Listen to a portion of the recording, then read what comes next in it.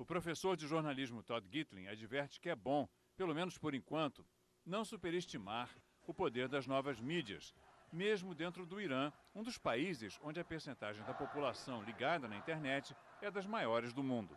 These people from the streets in Iran that are sending out information through Twitter or Facebook or whatever, YouTube, they're being called citizen reporters. Is that appropriate to call them that? Some people are reporting, and they're even using on Twitter descriptions of how they know something. Or how they don't know. So they may say, for example, this was reported by somebody at such and such square who saw this, but it's unconfirmed. Or we could say, we heard this rumor, and it's unconfirmed. Or we have 2 reports from this demonstration that the police fired. So there's this sort of the penetration of journalistic rules into the space of Twitter. And I assume the same thing is going on Facebook. But some of it is just an appeal for help, expression of solidarity, a kind of morale-building call, an alert. Did you see this this film, this video? Did you hear this song? This sort of thing. It's, you know, these are not new functions. It's just a new means by which these quite traditional functions are being discharged. You know, 20 years ago, people would have passed out leaflets. Today, this is much easier, and many more people can do it. But we shouldn't exaggerate the significance of it either. It seems that there are maybe a few tens of thousands of people using Twitter in the whole country of Iran, which is 70 million. A few months ago, there was a lot of talk about how Twitter was playing an important part in this upheaval in Moldova.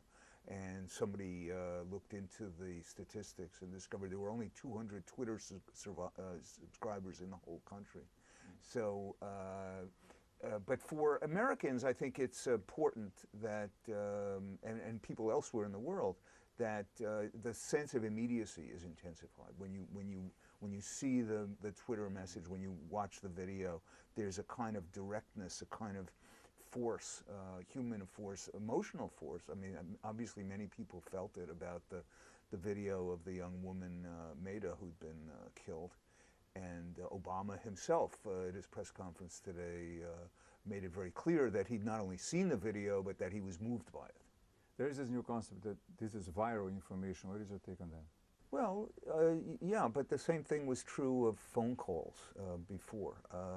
I'm sure that, you know, the world of people who are sympathetic to the demonstrators in the street and are hooked up to the internet is quite different from the world of people who support Ahmadinejad.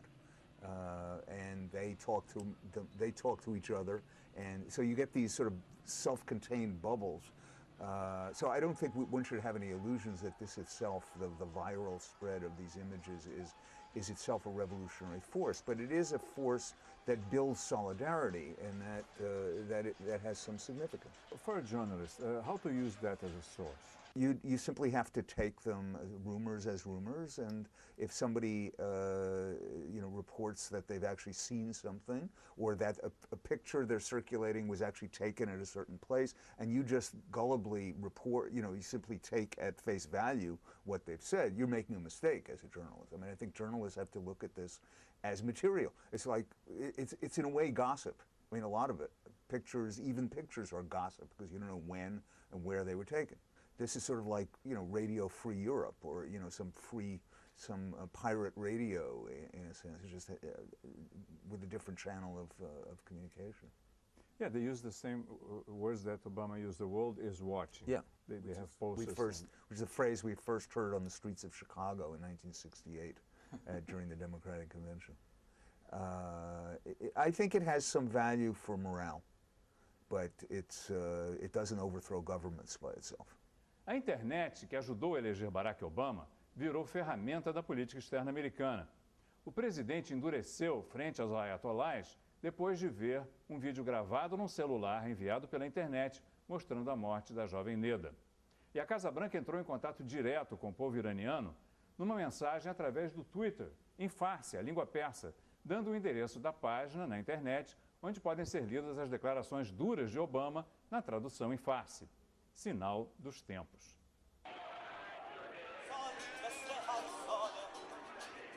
هنوزم زیر و ترکش قلب و میشناسه هنوز شب زیر سرب و چکمه مینانه نخوا بارون گله میخوار و میکینه نمیبینی نشسته گله تو سینه آخه بارون که نیست رگبار باروته سزای عاشقای خوب ما اینه نفس از گله دشمن